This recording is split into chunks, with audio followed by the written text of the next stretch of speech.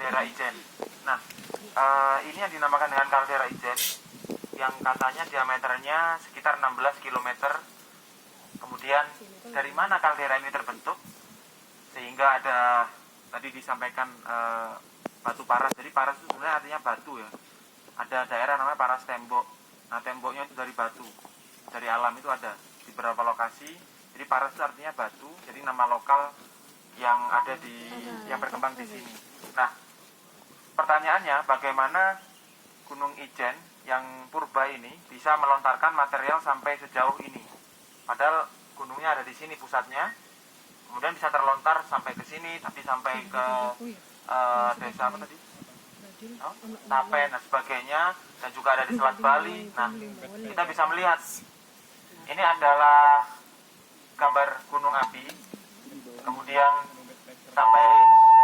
sampai di titik ini adalah sebuah kaldera yang terbentuk di akhir. Nah, kita bisa melihat di sini ada dapur magma yang sangat besar.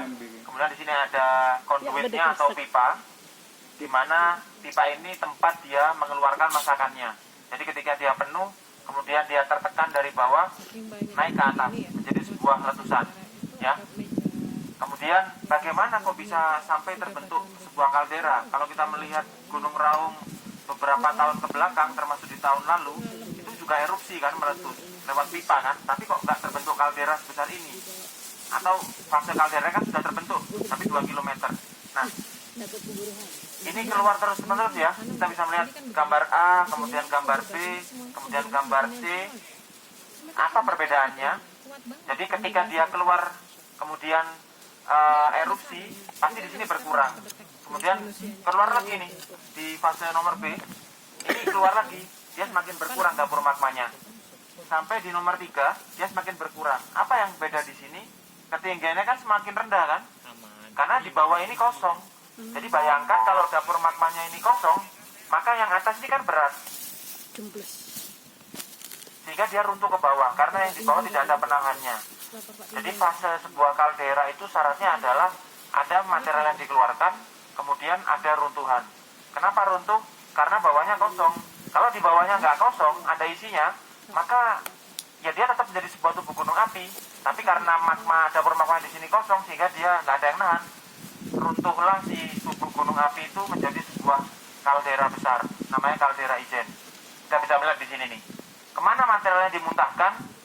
Relatif ke daerah barat, ya, barat utara ya. Ada sebagian di utara tapi nggak terlalu banyak. Nah, sehingga kita bisa melihat berarti waktu itu kira-kira dapur magmanya di daerah sinilah. Makanya kita bisa melihat gunung-gunung api yang baru tumbuh itu ada di bagian selatan, bukan di utara. Ini kan nggak ada gunung nih di sini, ya. Tapi gunungnya semua di sini setelah dia meletus. Gunung Merapi, Gunung Ijen, Gunung Ranti, kemudian Gunung Pendil, ada Gunung Suket, ada Gunung Raung, dan seterusnya. Itu semua terbentuk di selatan. Kenapa? Karena dia terlontarnya ke arah utara. Dapur magmanya waktu itu di sini nih, dapur pengepulnya di sini, sehingga dia lebih mudah melontarkan ke utara. Selain itu, lebih condong miringnya ke utara, sehingga dia lebih mudah melemparkan materialnya itu ke daerah utara.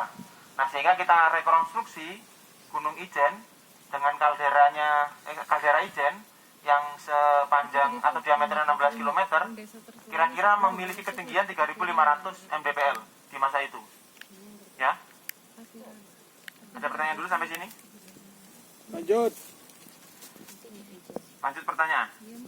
Ya, tahun 2, tapi kalau di rekonstruksi 1 kira-kira tingginya 3.500, tapi sebesar ini bentangannya, kemudian meletus hebat, arah letusannya relatif ke barat utara.